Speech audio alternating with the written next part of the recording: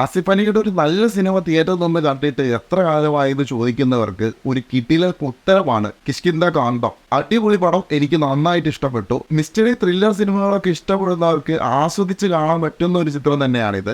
Spoilers ഒന്നും പറയുന്നില്ല, കൂടുതൽ വിവരങ്ങളിലേക്ക് കിടക്കാം. ചിത്രം എനിക്ക് തോന്നിയിട്ടുള്ളത് ഒരു ഫസിലാണ്. നമ്മൾ ചെറുപ്പത്തിലൊക്കെ കളിക്കില്ലേ, ഓരോന്ന് യോജിപ്പിച്ച് അവസാനം നമ്മളൊരു ഉത്തരത്തിലെത്തും.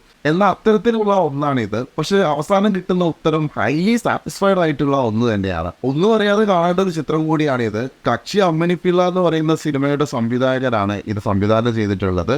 ആ ഒരു സിനിമയും ഈ ഒരു സിനിമയും തമ്മിൽ നമുക്ക് ഒരിക്കലും കമ്പയർ ചെയ്യാൻ പറ്റില്ല. എന്നാൽ പോലും ഒരു കാര്യം ഞാൻ ഉറപ്പിച്ചു പറയാം, കക്ഷി അമ്മൻ പിള്ള എന്ന് പറയുന്ന ആ ഒരു കോമഡി, ഒരു കൊമേഴ്ഷ്യൽ സബ്ജക്റ്റ് ഒരു എൻട്രി മാത്രമായിട്ടാണ് ഈ ഡയറക്ടർ എടുത്തത് എന്നുള്ളതിൻ്റെ ഉത്തമ ഉദാഹരണമാണിത്. ഈ ഒരു സംവിധായകനിൽ നിന്ന് ഇനിയും കിട്ടിലൻ ഒരുപാട് സബ്ജക്റ്റുകൾ വരാനുള്ള ഒരു സാധ്യതയുണ്ട്. അതിനുള്ളൊരു തെളിവ് കൂടിയാണ് ഈ ചിത്രം. സിനിമ കണ്ടവർക്ക് മനസ്സിലാവും, നമ്മൾ അധികം കണ്ട് ശീലിക്കാത്ത അല്ലെങ്കിൽ വളരെ റെയറായിട്ട് മാത്രം മലയാളത്തിൽ ഇറങ്ങുന്ന ഒരു പാറ്റേൺ ആണ് ഈ ഒരു ചിത്രം. മലയാളത്തിൽ ഇങ്ങനെ ഒരു സിനിമ ഇതിനു മുമ്പ് ഇറങ്ങിയിട്ടുണ്ടോ എന്നുള്ളത് സംശയമാണ്. നമ്മൾ കൊറിയയിലും ഇംഗ്ലീഷിലൊക്കെ ഇങ്ങനെയുള്ള ചില സംഭവങ്ങൾ കാണാറുണ്ട്. ഈ സിനിമയുടെ വേറൊരു പ്രത്യേകതയായി തോന്നിയിട്ടുള്ളത്, ഈ സിനിമയുടെ ഒരു ഫോർമുലയുണ്ട്. ആ ഒരു ഫോർമുല തന്നെ ഒതുങ്ങിയിട്ടാണ് മൊത്തം കാര്യങ്ങളും പറഞ്ഞു പോകുന്നത്. അനാവശ്യമായ ഗാനങ്ങളോ അല്ലെങ്കിൽ അനാവശ്യമായ രംഗങ്ങളോ ഒന്നും തന്നെ സിനിമയിലുള്ളതായിട്ട് അനുഭവപ്പെട്ടിട്ടില്ല.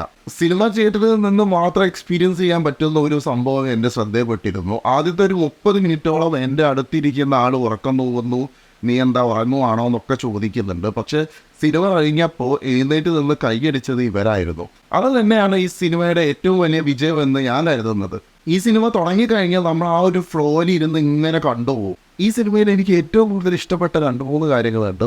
ഒന്ന്, സ്പോയിലർ അല്ല, കഥയുമായിട്ട് വലിയ ബന്ധങ്ങളോ കാര്യങ്ങളോ ഒന്നുമില്ല. രണ്ടും ചെറിയ മൈന്യൂട്ടായിട്ടുള്ള കാര്യമാണ്. ഒന്ന്, ആസിഫ് അലി ഏട്ടനോട് വീഡിയോ കോൾ ചെയ്യുന്ന ഒരു രംഗമുണ്ട്. ആ ഒരു രംഗത്തിൽ നമ്മൾ സാധാരണയായിട്ട്, നിങ്ങൾ എത്ര പേര് ശ്രദ്ധിച്ചിട്ടുണ്ടെന്ന് എനിക്കറിയില്ല, വീഡിയോ എപ്പോഴും സിനിമയിലേക്ക് വരുന്ന സമയത്ത് ക്രിസ്റ്റൽ ക്ലിയർ ആയിരിക്കും. രണ്ടാമത്തെ കേസ്, വോയിസ്, അതിൽ നിന്ന് വരുന്ന വോയിസ് എന്നൊക്കെ പറയുന്നത് നമ്മൾ സാധാരണ സംസാരിക്കുന്ന പോലെയുള്ള നല്ല ക്ലിയറുള്ള വോയിസ് ആയിരിക്കും. പക്ഷെ അതിനെ വരെ ഒരു ഒറിജിനാലിറ്റിനെ കൊണ്ടുവരാൻ അവർ ശ്രമിച്ചിട്ടുണ്ട്. അതായത് സൗണ്ട് ഡിസൈനൊക്കെ നമ്മളൊരു റിയാലിറ്റിയിൽ ഇരുന്ന് ഒരാൾ വീഡിയോ കോൾ ചെയ്യുന്ന സമയത്ത് നമുക്ക് കേൾക്കുന്നൊരു ശബ്ദം, ആ ഒരു സംഭവമൊക്കെ എനിക്ക് നല്ല രീതിയിൽ ഇംപ്രസ് ആയി. നിങ്ങൾ എത്ര പേര് ശ്രദ്ധിച്ചിട്ടുണ്ട്, മിന്നറിയുന്ന സമയത്ത് ആദ്യം മിന്നറിയും, കുറച്ച് നേരം കഴിഞ്ഞിട്ടാണ് റിയൽ ലൈഫിൽ ശബ്ദം കേൾക്കാറ്. പക്ഷെ സിനിമയിൽ വരുന്ന സമയത്ത് രണ്ടും ടപ്പയെന്ന് പറഞ്ഞ് നടക്കാറുണ്ട്.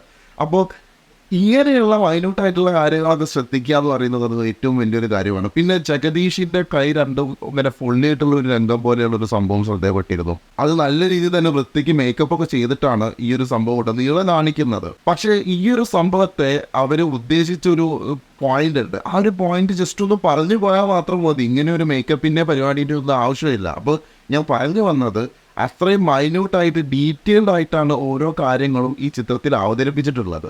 ഭൂരിഭാഗം ഒരു ലൊക്കേഷനിൽ തന്നെയാണ് ഈ ഒരു ചിത്രം സഞ്ചരിക്കുന്നത്. ത്രില്ലർ ഒപ്പം നിഗൂഢത, ഇത് നിറച്ചിട്ടാണ് സിനിമ മുന്നോട്ട് പോകുന്നത്. നമ്മളൊരു പസിലൊക്കെ കംപ്ലീറ്റ് ചെയ്തു, നമുക്കൊരു ഉത്തരം കിട്ടിയെന്ന് കരുതുന്ന ആ ഒരു സമയത്തായിരിക്കും ഇതല്ല, ഇവിടെ പസിൽ ഇപ്പോൾ കംപ്ലീറ്റ് ചെയ്യില്ല, ചിത്രം കൂടുതൽ കോംപ്ലിക്കേറ്റഡ് സെക്ഷനിലേക്ക് പോകുന്നത്.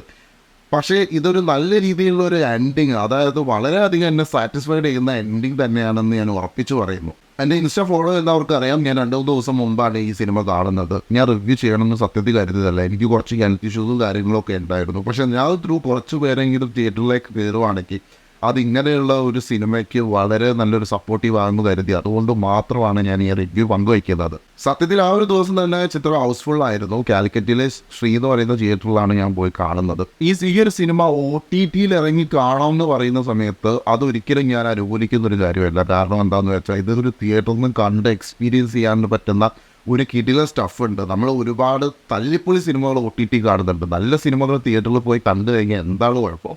സിനിമയുടെ സൗണ്ട് ഡിസൈനിങ് പരിപാടികൾ, അല്ലെങ്കിൽ ക്യാമറ, സ്ക്രിപ്റ്റ് റൈറ്റിങ്ങിൻ്റെ കാര്യമൊക്കെ എടുത്തു പറയണം. അത് ഒരുവിധം ഒരുപാട് ട്രോളും അല്ലെങ്കിൽ റിവ്യൂസൊക്കെ അതിനെക്കുറിച്ച് വന്നിട്ടുണ്ട്. അതുകൊണ്ടാണ് ഞാൻ അതിനെക്കുറിച്ച് ഓവറായിട്ട് സംസാരിക്കാത്തത്.